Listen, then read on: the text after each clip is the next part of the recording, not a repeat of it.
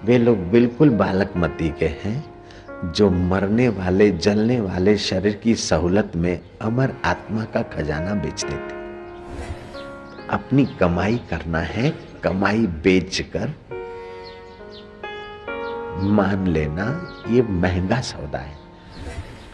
कई जन्मों के बाद तो मुझे अवसर मिला मनुष्य होने का, और कई धक्के मुक्के के बाद मुझे अवसर मिला गुरु की सेवा और सानिध्य का, और उसका जो पुण्य वो मैं तुम्हारी सहूलत लेकर बेच दूंगा नहीं।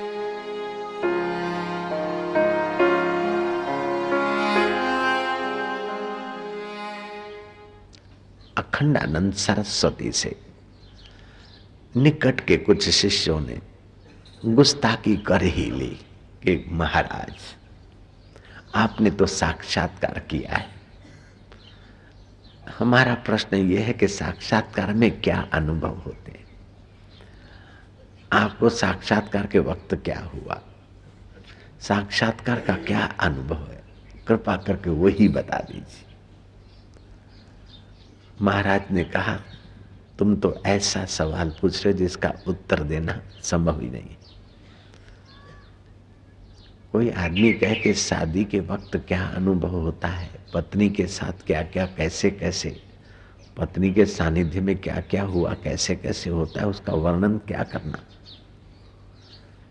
शादी के सुख का, ही हाड़ मास के सुख का वर्णन नहीं हो सकता है, तो जीव ब्रह्म की एकता के मिलन का वर्णन, पति पत्नी के मिलाप का वर्णन ठीक से नहीं हो सकता और किया भी नहीं जाता।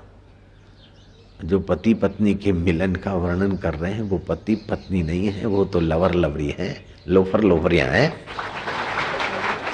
जयराम जी की पति पत्नी के मिलन का जो वर्णन करते हैं दूसरे के सामने, वो लवर लवरियां हो सकते हैं, पति पत्नी नहीं हो सकते। जयराम जी की एक वैश्या ने ठान लिया कि श्राद्ध के दिन में 15 दिन अगर किसी ब्राह्मण को भोजन कराया जाए तो बड़ा हित होता है, अभीष्ट प्राप्त होता है। उस वैश्या ने ब्राह्मणों को अपना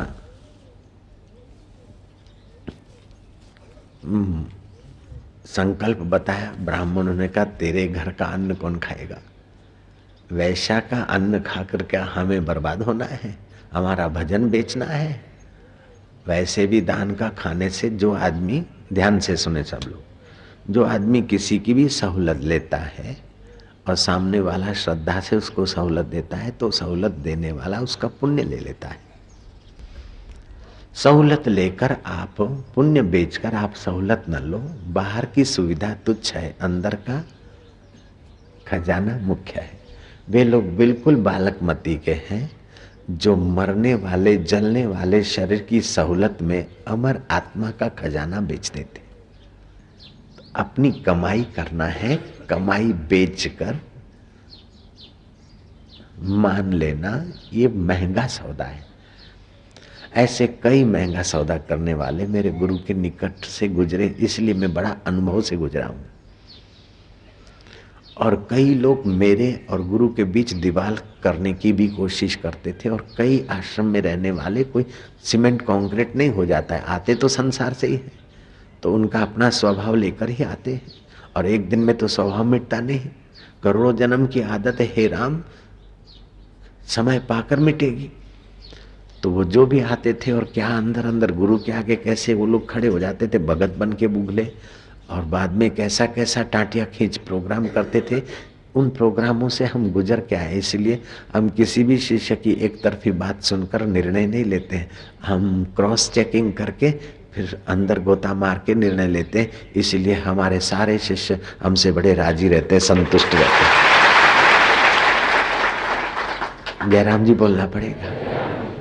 तो बात चली, उस वैश्या को पुण्य कमाना था, कोई ब्राह्मण मेरा भोजन स्वीकार करे, मेरी सेवा स्वीकार करे।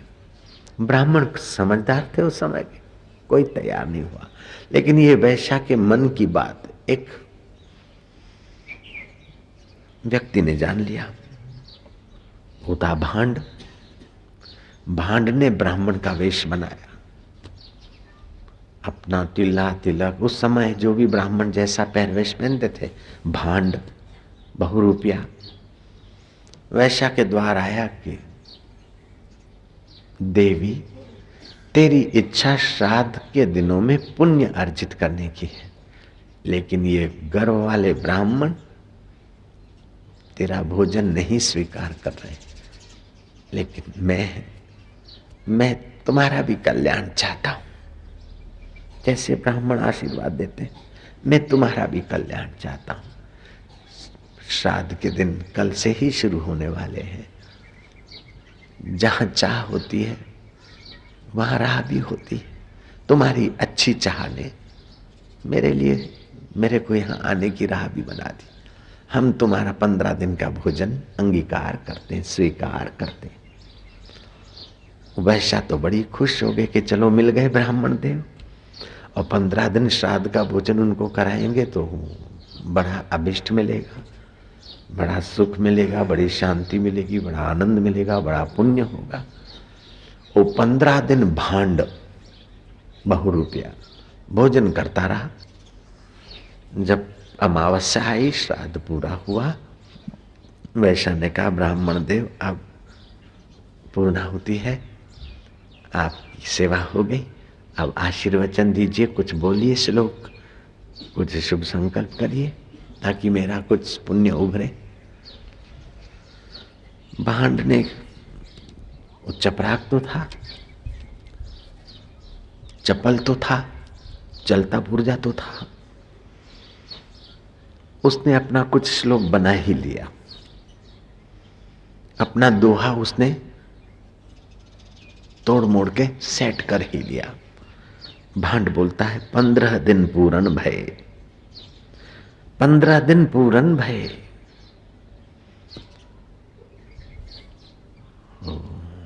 वैसा बोलिए 15 दिन पूरन भय। बोले फिर से बोलो, 15 दिन पूरन भय।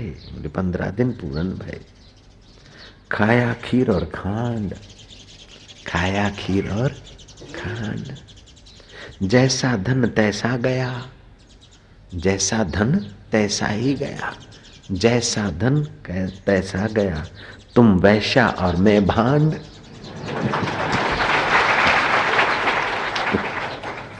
इतनी सच्चाई तो उस भांड में भी थी कि आखिरी 15वें दिन बोल ही दिया कि तू वैश्या और मैं भांड, जैसा तेरा धन था ऐसे ही गया, अब इसका अभिष्ट क्या होगा। 15 दिन पूरन भय, खाया खीर और खांड, जैसा धन तैसा गया, तुम वैश्या और मैं भांड। जय जय सिया राम।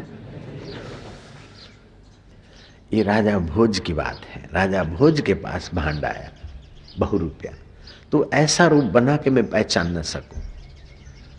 बहुरूपिया 6 महीने तक चला गया। साधु संतों से, योगियों से ध्यान का अभ्यास सीखा बहुरूपिया ने, और एक फक्कड़ साधु बनकर बहुरूपिया ने फक्कड़ साधु का रूप बनाया ढोंग से। गांव के बाहर पेड़ के नीचे नदी के किनारे झोपड़ी बनाकर रहा, बड़ा त्यागी। ऐसा त्याग का उसने नाटक किया कि बड़े बड़े लोग भी प्रभावित हो गए।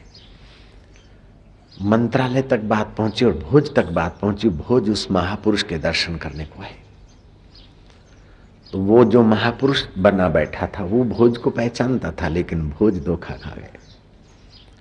भोज ने सोने के थाल में सूखा मेवा और दूसरे सोने के थाल में अशर्फियां भरी, 2 थाल लेवाकर महापुरुष के चरणों में रखा। महापुरुष ने दांत पिसते, होठ चबाते, मुट्ठियां भिड़ते, आंखों से अंगारे बरसाए कि ए लोभी भोज, मैं तुझे भी जानता हूं, तेरे बाप का नाम भी जानता हूं। वो तो जानता ही है, क्योंकि भांड था, सब जानता था पहले, बहुरूपिया था, और मैं तेरे कुल खानदान को भी जानता हूं। उठा उठा इस नागिन माया को, इन अशरफियों को। क्या मुझ त्यागी को स्वर्ण का थाल और स्वर्ण की अशरफियों से, चंद चांदी के टुकड़ों से तू मुझे भ्रष्ट करना चाहता है? उठा भ्रष्ट कहीं के। क्या ये अशरफियां परलोक में चलेगी तेरे मेरे साथ? हम परलोक को स्वच्छ करने के लिए लगे हैं, भगवान के रास्ते, और तुम माया में डूबे हुए कीड़े मुझे डुबाने आए हो। भोज ने कहा जितना सुना था उससे भी ज्यादा त्यागी महाराज है, धन्य है, आज मैं तर गया। भोज दोनों थाल रखकर दंडवत प्रणाम करता है। अच्छा है, राजा है लेकिन राजहठ नहीं है। बेटा हम तुम पर प्रसन्न हैं, सुखी भवा, प्रसन्न है। भोज बेटा इन मंत्रियों को रवाना कर दे, मैं तुझे खास बात कहूंगा। खास बात कहते हैं कि देख, मैं एक मंत्र जानता हूं, मैं तुझे वो मंत्र सिखाऊंगा। सुबह 4 बजे आओ, जिससे तू अपना राज्य का विस्तार कर सकता है और बहुत सारी उपलब्धियां तुझे हो सकती है। बोले महाराज लेकिन अकेला आना, अकेला। दूसरे दिन सुबह 4 बजे आना है, रात भर भोज 4 बार उठे कि कहीं 4 बज न जाए। 4 बजने के पहले भोज पहुंच गए तो देखा कि वही बहुरूपिया 6 महीने पहले जो आया था उसी वेश में खड़ा है। अरे तू इस झोंपड़े के आगे कहाँ खड़ा है? वो बाप जी कहाँ गए, महाराज कहाँ गए? बहुरूपिया ने कहा कौन से महाराज? बोले जो यहाँ इस झोंपड़े में रहते थे। बोले राजा वही मैं हूँ जो कल तुझे मैंने डांटा था, मैं वही बहुरूपिया। तूने कहा था कि मुझे धोखा दे दे, चकमे में डाल दे, चकमा दे दे, ऐसा रूप बना, इसीलिए मैंने उस रूप बनाने की ट्रेनिंग की थी। भोज कहता अबे तूने सुबह 4 बजे मेरे को यहाँ बुलाया बहुरूपिया, ये क्या किया? लेकिन तेरे इस नाटक पर हम खुश हैं। लो ये अंगूठी लो, बाकी का इनाम 100-200 जो भी तुम्हें चाहिए चांदी के रुपए हम दे देंगे। बोले अब ये अंगूठी भी ले जाओ और चांदी के रुपए अपने पास रखो, मुझे नहीं चाहिए। भोज ने कहा कि पागल, कल सोने का थाल मिल रहा था, अशर्फियां मिल रही थी, अशर्फियां मिल रही थी, सोने का थाल मिल रहा था, कल ले लेता तो तेरी 7 पीढ़ियां खाती। बोले महाराज उस वक्त मेरा साधु का वेश था, मेरा संत का भेख था, मेरा संत के भेख को मैं बट्टा कहाँ लगाऊं महाराज? मेरे साधु के वेश को मैं बट्टा कैसे लगाऊं? भालो कि मैं पूरा साधु नहीं था, लेकिन साधु का शिष्य तो अपने को मैंने घोषित किया था, साधु का पुत्र तो मैं हूं, मैं कैसे लेता?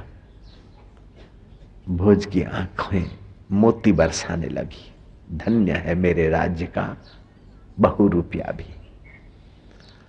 बोले अब तुम मेरे राज्य में आना, मैं तुझे मन मांगा इनाम दूंगा। बोले राजन आपकी उदारता को धन्यवाद, अपनी गुरु की सेवा बेचकर तुम्हारी सहूलियत पर नहीं भागूंगा, अपने गुरु की कृपा को तुम चमचों की वाहवाही के बदौलत नहीं बिखेरूंगा, मैं सावधान हो जाऊंगा।